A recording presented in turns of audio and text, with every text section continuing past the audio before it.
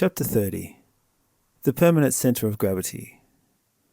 Without there being a genuine individuality, it is impossible to have continuity of purpose. If the psychological individual does not exist, if in each of us there live many people, if there is no responsible individual, it is absurd to expect continuity of purpose from someone. We know full well that within a person live many people, and therefore a clear sense of responsibility does not really exist in us. We cannot accredit any seriousness to what a particular I says in a given moment by virtue of the concrete fact that another I may say exactly the opposite in some other moment. Most serious of all is that many people believe they possess a sense of moral responsibility and deceive themselves by claiming to be always the same.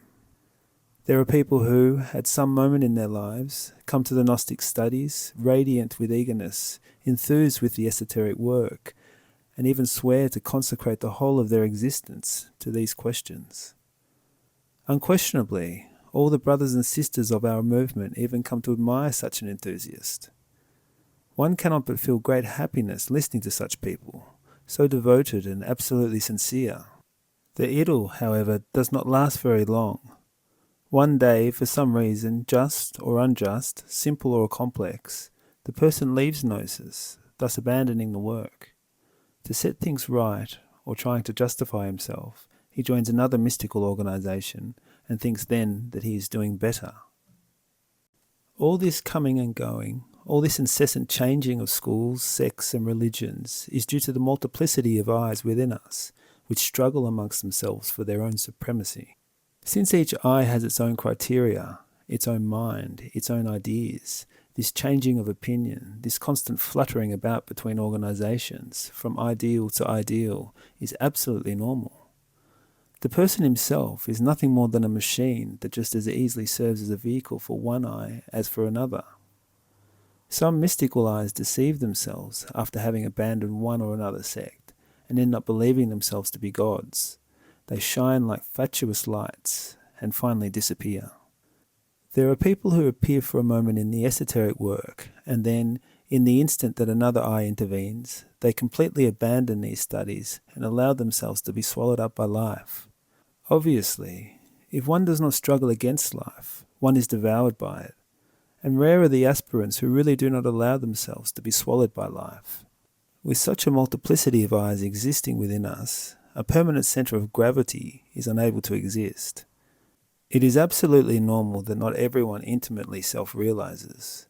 We know very well that the self-realization of our being demands continuity of purpose, and as it is very difficult to find someone who has a permanent centre of gravity, it is not strange, therefore, that it is rare for a person to achieve profound inner self-realization. Normally, someone becomes enthusiastic about the esoteric work and later abandons it. It is unusual for someone not to abandon the work and to reach the goal. With certainty, and in the name of truth, we state that the sun is conducting a very complex and difficult laboratory experiment. Within the intellectual animal mistakenly called man, there exist seeds that, when properly developed, can convert us into solar men. However, it is necessary to clarify that the development of these seeds is not assured. It is normal that they degenerate and are sadly lost.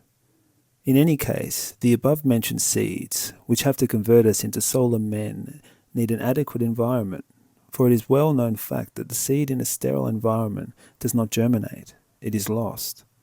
For the real seed of man, which is deposited in our sexual glands to be able to germinate, one needs continuity of purpose and a normal physical body.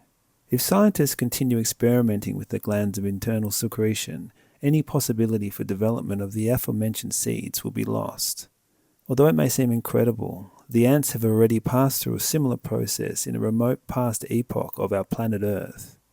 One is filled with wonder contemplating the perfection of one of the palaces of the ants. There is no doubt that there is a formidable established order in any ant nest. Those initiates who have awakened consciousness know, through direct mystical experience, that, in times which the world's greatest historians do not even remotely suspect, the ants were a human race that created a very powerful socialist civilization. Then the dictators of that species eliminated the different religious sects and free choice because these reduced their power and they needed to be totalitarians in the most complete sense of the word. Under these conditions, having eliminated individual initiative and religious freedom, the intellectual animal was precipitated down the path of involution and degeneration. To all the above were added scientific experiments, transplanting of organs and glands, hormonal tests, etc., which resulted in the gradual diminution in size and the morphological alteration of those human organisms, until finally they became the ants that we know. That entire civilization, all the activities related with the established social order, became mechanical and were passed hereditarily from parent to child. Today, one is astonished at seeing an ant nest. However, one cannot but lament their lack of intelligence. If we do not work on ourselves, we involve and degenerate horribly. The experiment that the sun is conducting in the laboratory of nature, as well as being very difficult, has certainly produced very few results. It is only possible to create solar men when there is true cooperation within each one of us. The creation of the solar man is impossible if we do not first establish within a permanent centre of gravity. How could we have continuity of purpose if we do not establish this centre of gravity in our psyches? Certainly, any race created by the sun has no other objective in nature than to serve the interests of that creation and the solar experiment. If the sun fails in its experiment, he loses all interest in such a race, and the latter is in fact left, condemned to destruction and involution. Each of the races that have existed on the face of the earth has served for the solar experiment. From each race, the sun has achieved some triumphs, reaping small groups of solar men. When a race has yielded its fruits, it gradually disappears or perishes violently as a result of great catastrophes. The creation of solar men is possible when one struggles to become independent of the lunar forces.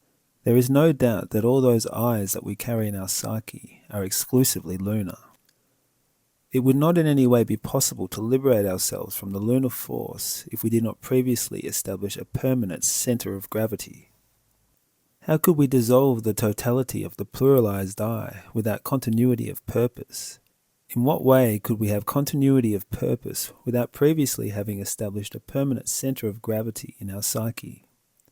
As the present race, instead of becoming independent of the lunar influence, has lost all interest in solar intelligence, it has unquestionably condemned itself to involution and degeneration. It is not possible for the true man to emerge via evolutive mechanics. We well know that evolution and her twin sister involution are simply two laws which constitute the mechanical axis of the whole of nature. One evolves to a certain precisely defined point, and then the involutive process begins. Every ascent is followed by a descent, and vice versa. We are nothing but machines, controlled by different eyes. We serve the economy of nature. We do not have a defined individuality as many pseudo-esotericists and pseudo-occultists mistakenly suppose. We most urgently need to change so that the seeds of man bear fruit. Only by working on ourselves, with true continuity of purpose and a complete sense of moral responsibility, can we be transformed into solar men. This implies the consecration of all our existence to the esoteric work on ourselves. Those who hope to reach the solar state through the mechanics of evolution are fooling themselves, and in fact condemn themselves to involute and degenerate.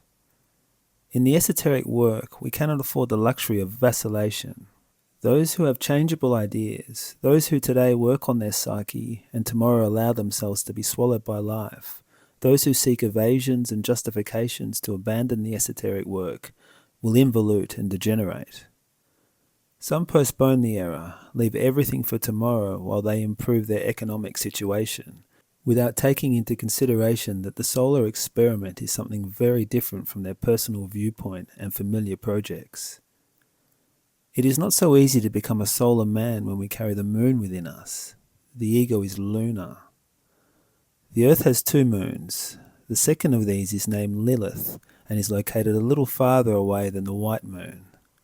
Astronomers usually see Lilith as insignificant, since it is very small in size. This is the black moon. The most sinister forces of the ego come to the earth from Lilith and produce psychological results that are infrahuman and bestial.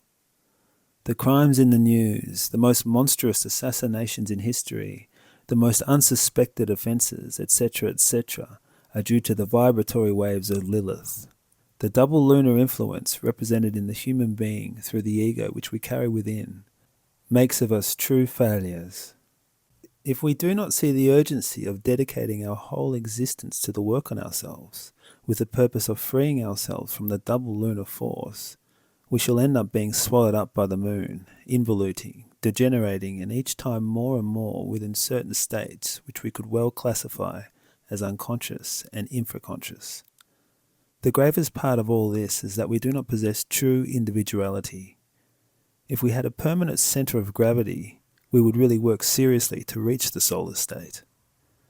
There are so many excuses in these matters, so many evasions, so many fascinating attractions, that in fact it is usually for this reason almost impossible to comprehend the urgency of the esoteric work. Nonetheless, the small margin of free will we have, and the Gnostic teaching, oriented towards practical work, are able to serve us as a basis for our noble intentions in relation to the solar experiment. The fatuous mind does not understand what we are saying here. It reads this chapter and afterwards forgets it. Later comes another book, and then another, and finally we end up joining any institution which sells us a passport to heaven, that speaks to us more optimistically, that assures us of comfort in the beyond. People are thus mere marionettes controlled by invisible strings, mechanical puppets with fickle ideas, and without continuity of purpose.